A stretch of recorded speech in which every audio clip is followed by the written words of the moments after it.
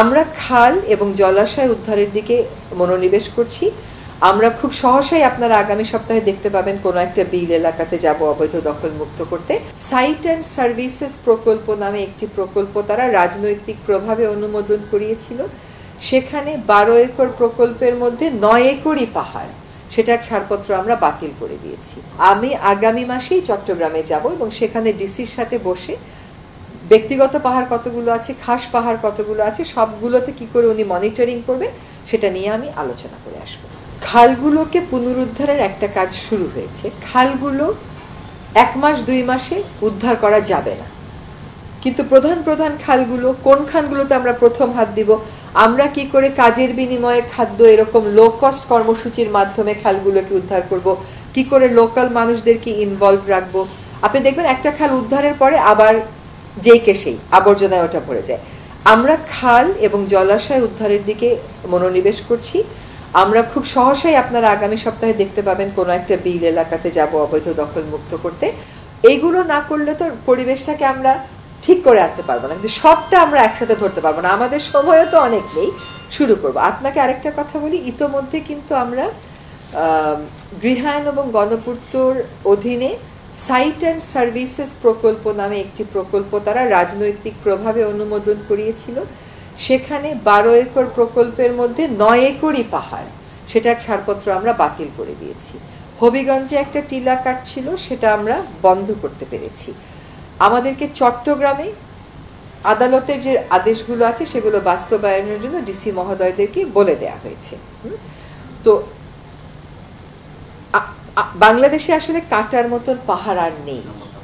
যদি পাহাড় এখনো আমরা কাটতে থাকি তাহলে পাহাড়ের প্রতিবেশ ব্যবস্থা থাকবে না। আমি আগামী মাসেই চট্টগ্রামে যাব এবং সেখানে ডিসির সাথে বসে ব্যক্তিগত পাহাড় কতগুলো আছে, খাস পাহাড় কতগুলো আছে, সবগুলোতে কি করে উনি মনিটরিং করবে সেটা নিয়ে আমি আলোচনা করে আসবো। আমি বলেছি অবৈধ ইটভাটা, যাদের লাইসেন্স নেই, যাদের ছাড়পত্র নেই, তারা বায়ু দূষণ করুক না করুক, উন্নয়নের প্রয়োজন হোক বা না হোক, তাদেরকে তো বন্ধ করতে হবে, তাদের তো কোনো অথরাইজেশন নেই। আপনারা যারা বিদেশে গেছেন, খুব বেশি বড় বিদেশের দরকার পড়ে না, আশেপাশের দেশেও যারা গেছেন, কয়টা দেশে আপনারা মাটি দিয়ে পোড়ানো ইট দেখেছেন? আপনি দেখেন নাই। কাজে এটার বিকল্প আছে, আমাদের HBRI ও বিকল্প দিয়েছে, কিন্তু বিকল্পকে আমরা জনপ্রিয় করতে পারিনি।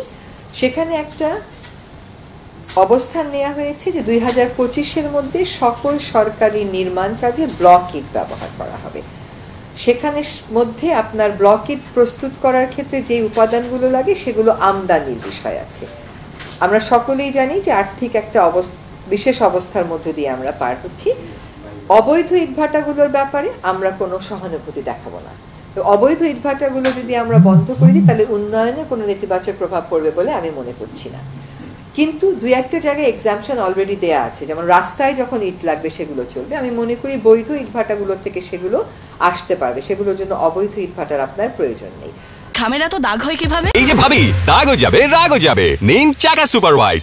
আমরা নীতিগত একটি সিদ্ধান্ত নিয়েছি যে এখন থেকে আমরা আর কোনো নতুন ইটভাটার লাইসেন্স দেব না।